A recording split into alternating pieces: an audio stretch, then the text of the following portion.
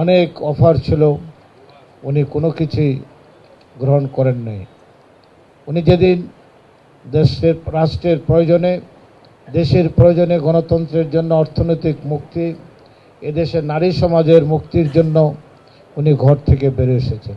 বাংলাদেশের মানচিত্র যিনি ধারণ করে আমাদের কাছ থেকে বিদায় নিয়েছেন, 18 কোটি মানুষের হৃদয়ে যিনি স্থান করে নিয়েছেন, পৃথিবীর সমগ্র মুসলিম বিশ্ব সহ গণতান্ত্রিক দেশের যেখানে গণতান্ত্রিক আন্দোলন চলছে, সেই সমস্ত দেশের মানুষ সারা পৃথিবীতে থেকে যার প্রতি শ্রদ্ধা জানিয়েছেন।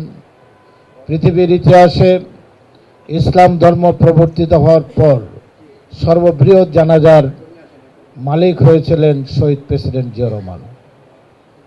এরপর এই দীর্ঘদিন পর পৃথিবীর ইতিহাসের রেকর্ড ভঙ্গ করে 1 কোটির অধিক মানুষ যার জানাজায় অংশগ্রহণ করেছেন, তিনি হচ্ছেন বেগম খালেদা জিয়া।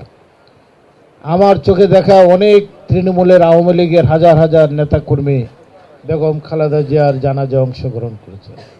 দলমত নির্বিশেষে সকল মানুষ ওনার জন্য দোয়া করেছেন, অশ্রু বিসর্জন করেছেন। এমন একজন নেত্রী যিনি কখনো ক্ষমতার মোহে আচ্ছন্ন ছিলেন না। অত্যন্ত তরুণ বয়সে উনি বিধবা হয়েছেন, তখন 33 কি 34 বছর বয়স হবে ওনার। এই সময় উনি বিধবা হয়েছেন। অনেক প্রলোভন ছিল, অনেক অফার ছিল, উনি কোনো কিছুই গ্রহণ করেন নাই।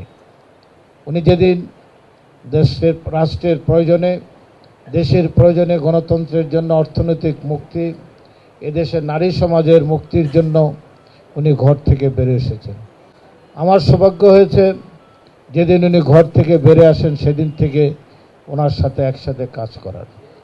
আমার সৌভাগ্য হয়েছে শহীদ প্রেসিডেন্ট জিয়া রহমানের সাথে কাজ করার, কারণ 1978 সালের 27শে অক্টোবর উনি যে যুবদল গঠন করেন ওনার স্বাক্ষরে, সেই যুবদলের আমি কেন্দ্রীয় কমিটির সদস্য ছিলাম। 79 সালে 6 ডিসেম্বর মহাসম্মেলনে আমি সরাসরি ভোটে আমি ট্রেজারার নির্বাচিত হই।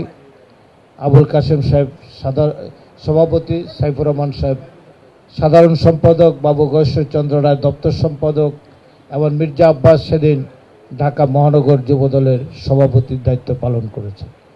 তাই আজকে বলতে চাই, আজকে তারেক রহমান বিএনপির চেয়ারম্যান হয়েছেন, ওনাকে অভিনন্দন জানাই। আমার সৌভাগ্য 3 জেনারেশনের সাথে কাজ করার, শহীদ প্রেসিডেন্ট জিয়া রহমান, বেগম খালেদা জিয়া এবং তারেক রহমান। এটা আমার জীবনের একটা আমাদের সৌভাগ্য যে আমরা 3 জনের সাথে কাজ করার আমাদের সৌভাগ্য হয়েছে। তা আমরা বলতে চাই, বেগম খালেদা জিয়া কি মহেশ্বরী নারী, এটা বলা যাবে বলে করে না। আমার একটা অনেক স্মৃতি ওনার সাথে।